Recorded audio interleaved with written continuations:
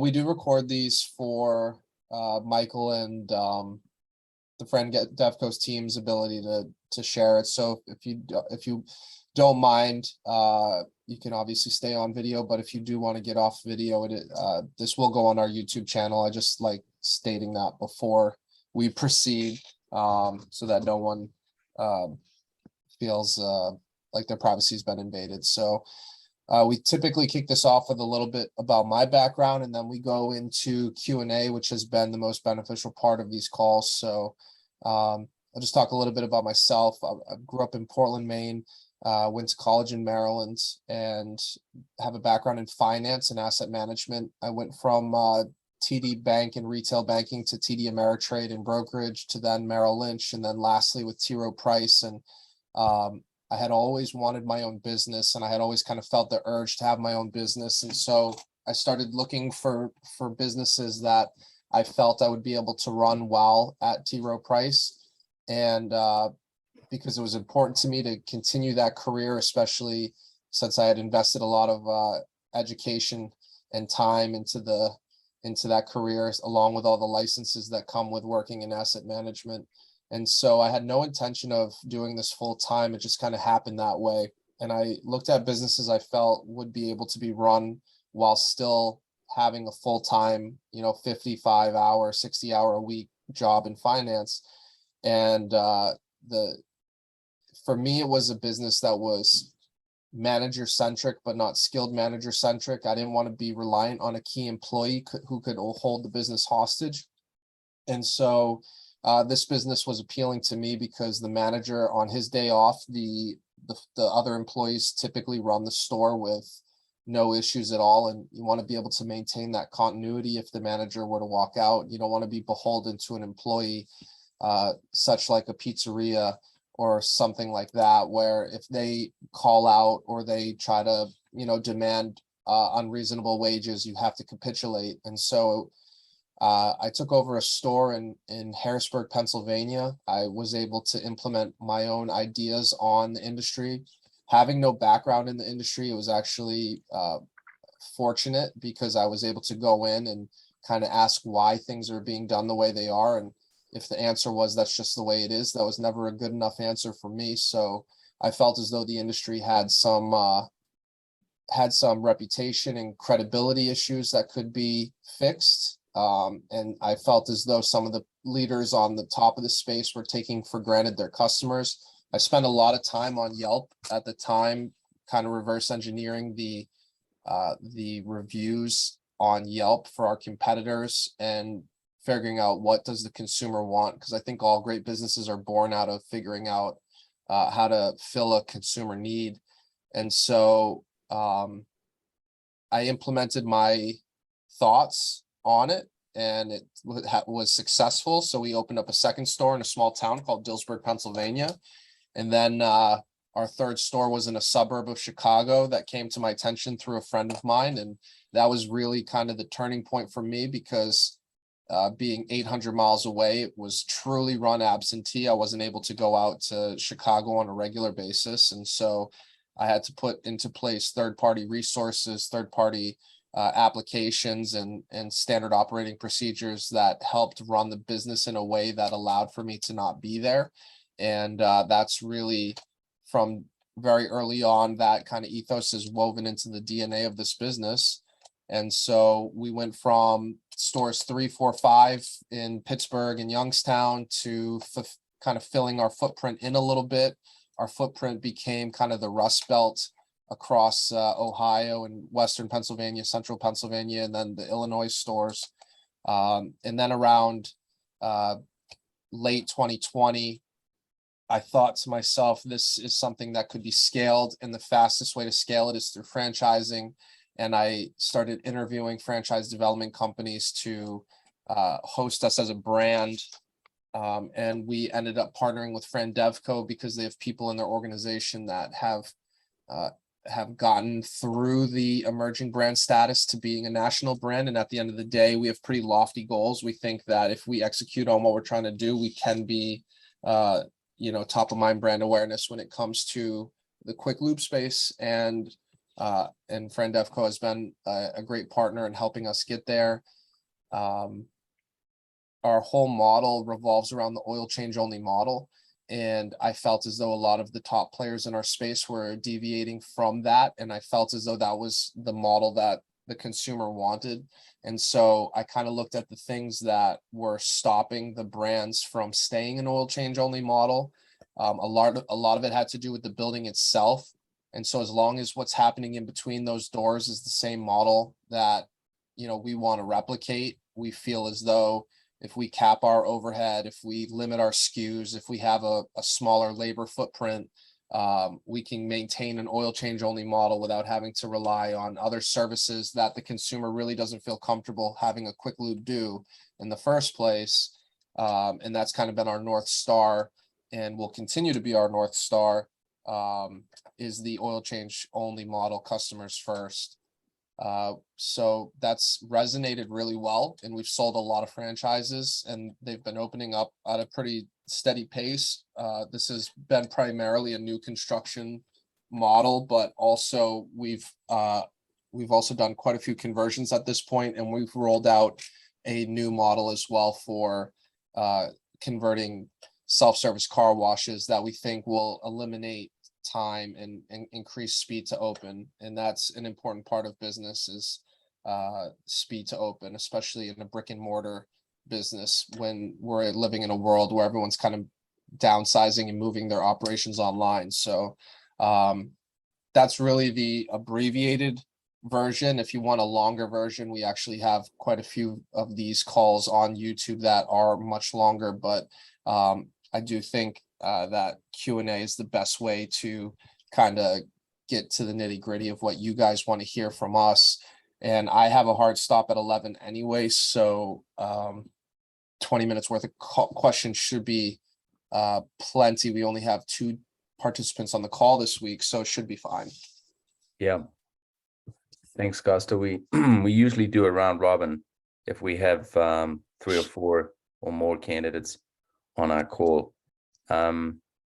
Obviously, I've been through certain sections of our material with both of you, and Jennifer, thanks for joining us. Last week with Nicholas, you may have just missed the first presentation I did, but anyway, we've got 20 minutes. Please go ahead and take it in turns to ask questions. Perfect. And I guess just so I can kind of preface this, are these just questions regarding the disclosure statement, or are these just generalized questions we may just have? Yeah, it's typically just surrounding the business model itself. Okay. DevCo is, they're more trained to deal with the FDD and answer those questions. Okay. Yeah, I mean, I think a lot of our questions were answered last week. We're definitely very interested. So right now, I don't really have anything that's coming to mind. But yeah, nothing right now. So okay, we'll cover the FDD questions in a separate call. Correct. Jennifer, and then I think I'd also sent you a screenshot of the territories. So yes, we got into that a little bit. And I see, I see Nick has just joined us, Nick Wood. Okay, great. Oh. Hey, sorry I'm late. Another meeting ran over. Apologize. No worries. We've just opened it up for questions. Nicholas, Okay. if you have a question for Costa. I don't have any questions right now. I think we're, as Jennifer said, we're still going through stuff, and I'm sure we'll have questions on our call on Friday. Okay. Great. Rob, you're up. Hi, this is Rob Good. I don't have a whole lot of questions. I just wanted to ask Costa that as he was going through the transition of figuring out what the customer needed and trying to meet the customer demand, what was his key observations that separated him or the business from the other model?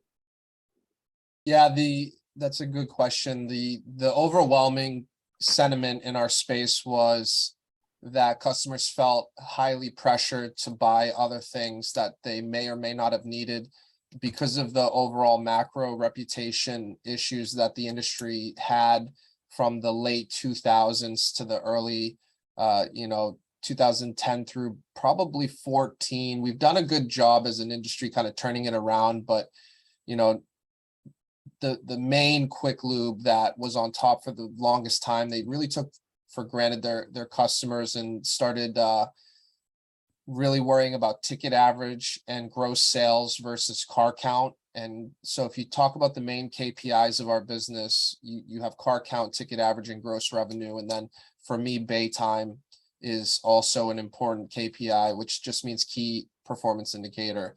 And we wanted to make sure that we were getting people in and out, because the overall sentiment was the oil change was a annoying part of their day, but it's something that has to be done rather frequently, way more than any other piece of car maintenance that there is. And we don't want to be sold other services. We don't want to feel pressured into other services. And we definitely, if we don't understand cars, we don't want to feel like we're being talked down to if we don't accept those other services, especially if it's something that we wouldn't want performed by employees of that particular business anyway. So for me, it was important to be able to maintain that oil change only model. If you look at like a lot of the great startups that have taken place since 2010, most of them have been about reducing friction between the consumer and the end service, or the consumer and the product. And so the pandemic really actually accelerated that as well, because you had to take fast food, for example. Everybody that has seen the founder saw how McDonald's, revolutionized fast food by walking up to the window, getting your food in a minute, and then drive-throughs happened and you could drive up and get your food. And then drive-through menus happened and you could just state a number and say, I want a number 3. And then that was faster. And then, you got to the point where mobile ordering has become the new norm, and you order it on your phone, you show up, they throw the food through your window and you drive off. And so I feel as though, there's been a lot of startups that have been capitalizing on that. And our industry kind of was before its time, because when the quick lube industry first created in 1980, that's really all it was we want to be the least amount of impact on someone's day possible. Get them in, get them out. The oil change intervals were a lot shorter then. It wasn't 3,000 to 10,000 miles. It was 2,000 miles. And so you were getting way more oil changes back in the 80s, 90s, and early 2000s. But the sentiment remains the same. We don't want people to dread having to get their oil change. And if we can reduce that friction, they'll stay on their intervals. They'll come in early, or they'll at least continue to just come when they're told to come in at a minimum. And then that kind of leads to that exponential growth. Our customers are very sticky, and the retention rate, once they experience our service over the competitor services, is pretty high. And so we think that between our model and the actual presentation of the model, we will be able to win on the basis of our services. The big question is getting people in the door and getting past that ramp up period that is inherent to automotive businesses. Thank you. Yeah. Go ahead. No. Do you have another question, Rob? Yeah, there was one question that I was thinking about, that how we maintain low cost oil while we trying to sustain synthetic oil, and the generic oil that's a synthetic that we're using. How's that a game changer compared to the competitor? Yeah, so that's another great question, Rob. The industry has always been a good, better, best model since its inception. In 2014, I would say I still don't see it today. I think I'm one of the only of the larger chains. By the way, there's been mass consolidation in our space. So with us having 20 something locations. We are, I think, top 15 largest quick lubes in the country at this point, with only having 26 stores operating at the moment. So there's been mass consolidation in our space. But to answer your question, everyone is still on a good, better, best model. And one of the things that was important to me was kind of minimizing the SKUs to make it easier for staff. Because if you have a million SKUs, if you have a million services, then that's just overwhelming for new staff, and also requires a more sophisticated staff. And one of the things I wanted to avoid was having to overpay for labor. And so we went to a better, best model in 2014. And to this day, I think we're really one of the only of the established chains that have a better, best model. So we don't have any conventional oil. We renamed our synthetic blend oil change a regular oil change, which is just the regular Costa oil change. And then we have our full synthetic, which as a percentage of sales is increasing day by day, because every car that rolls off the lot that is not a handful of manufacturers requires full synthetic now. The margin on full synthetic is much higher than synthetic blend. And so as far as your margins go, it's actually going to be a good thing to start moving towards this fully synthetic model. There will be people out there who, despite what we're going through right now is interesting, because Jiffy Lube and Valvoline have moved their full synthetic oil change to $99.99 for their base price at a lot of their locations. And I implore all of you to kind of do independent research, call to your local Jiffy Lube or Valvoline and see what a full synthetic oil change is for 5 quarts and a spin-on filter. That's the industry standard. And there's some people just have a mental block about paying $100 for an oil change. And so I've kept our full synthetic at $79.95, despite the fact that our COGS have, gone up quite a bit because of the inflationary effects on commodities. And so every day that I've been able to hold that $79.95, our car count has gone up. We just had a record October for the company, car count and revenue wise. And I do think it's because we are picking off Jiffy Lube and Valvoline customers left and right. But there are a lot of people, and it's the feedback that I hear online. It's the feedback I see when talking to customers. I don't want to pay $100 for an oil change. There's something weird about that number that people just really are having trouble stomaching at the moment. And so some of our franchisees have moved their full synthetic to $85. I believe even one is at $89.99, but I have advised them not to go to $99.99 just yet. We want to see what interest rates do. We want to see what happens to oil. And we want to try to grab as many customers as we can before being forced to recapture that margin, because our costs have gone up.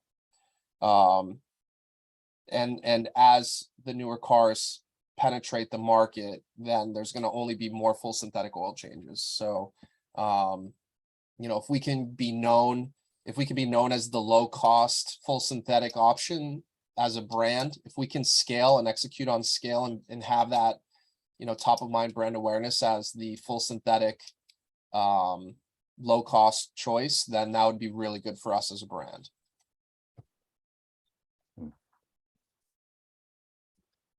Hey, Michael, I had a quick question. Sure. Yep. Go ahead. What do you have clients that question where the oil comes from, the type, because it's not a brand, it's not a Valvoline or a Shell or a Pennzoil or something like that? Do you have, what do you tell those clients when they ask that? Yeah, that's an excellent question, Nick, and not one that I think people ask us enough, but I think it also kind of blends into the answer. The Right. majority of quick lube consumers are not concerned with brand, they're concerned with convenience. So we do have a national account with AutoZone, and we buy our emergency oil from them because they offer a product called Bag in a Box and STP. And so we'll carry STP oil as a means of last resort. If someone is just absolutely adamant that they want a brand, we'll say, okay, our branded oil is STP. It is more expensive. We're going to charge more for it because our cost is more for it. But we don't want to cater our model to the lowest common denominator. We want to cater to the most consumers possible. And from my experience, this is another, like, if you were to make me pick our, our biggest North Stars, we would do oil change only first, customers first, brand doesn't matter. The quick lube consumer is not concerned with brand. And for the most part, that has held true. We definitely get people that will say online, we'll run an ad on Facebook or Instagram or some other medium, and they'll be like, what's the brand? And we'll say we have a house oil that meets SAE spec, API spec.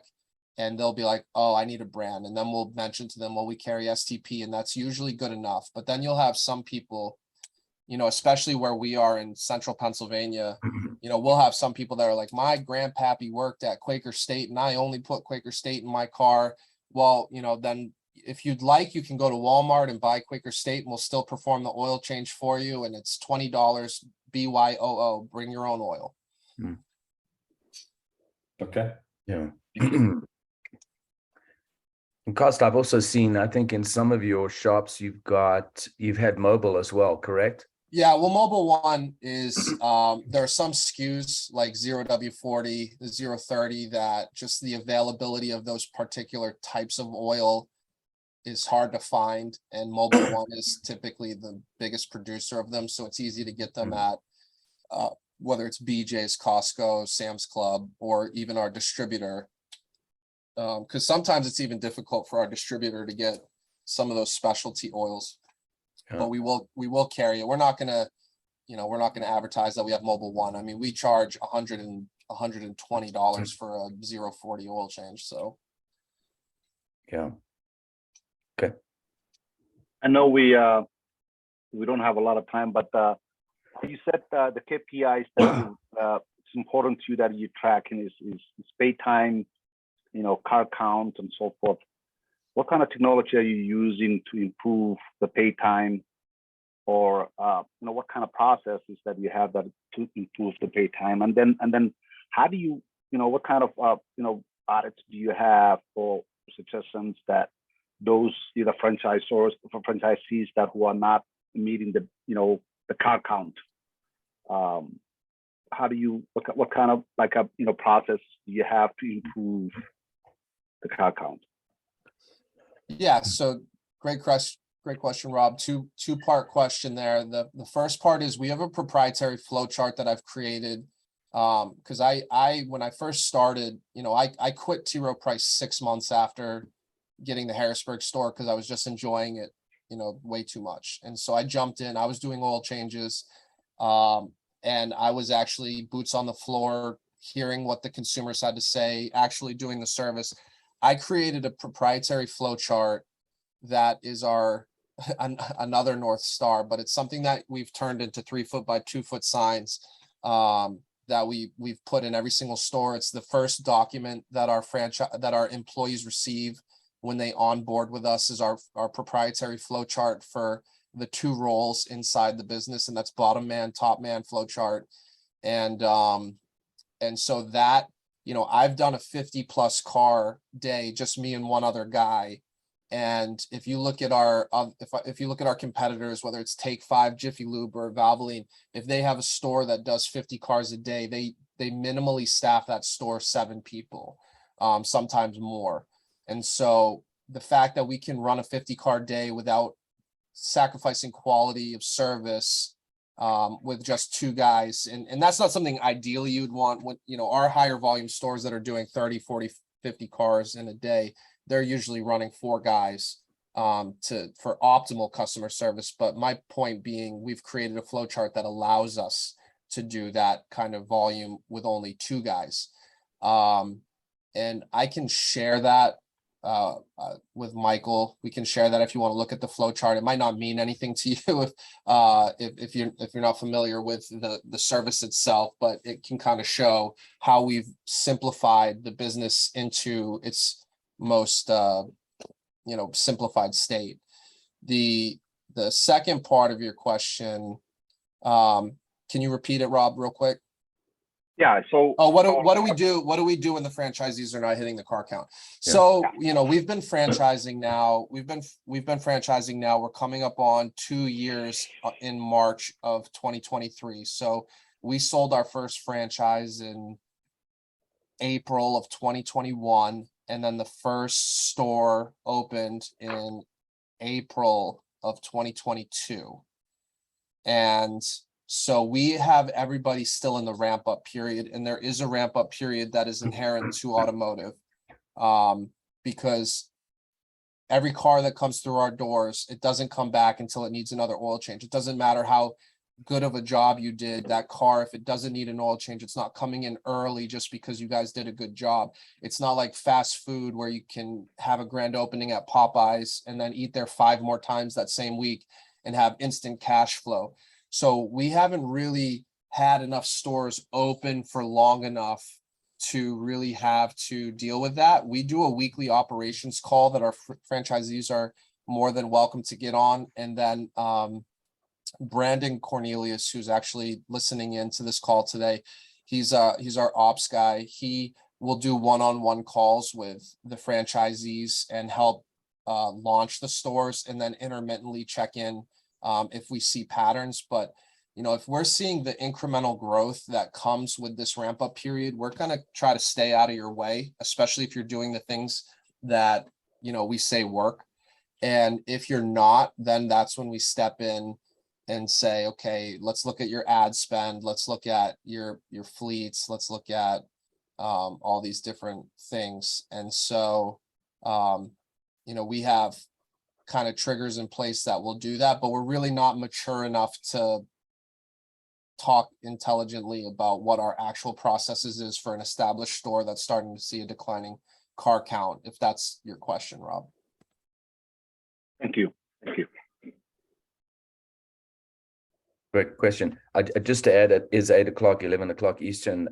Costa, I do talk about the fleet business, and that's, you know, that's obviously something that you can have a direct impact on as an owner at any time through the business. And we always encourage, as part of that grand opening marketing plan, once you've done the training at the corporate office, is when you get back into the market, you can go after not only the customers, you know, 3.5 miles from where your location is, but also go after the fleet business. And I think, Costa, you've had a lot of success there as well, correct?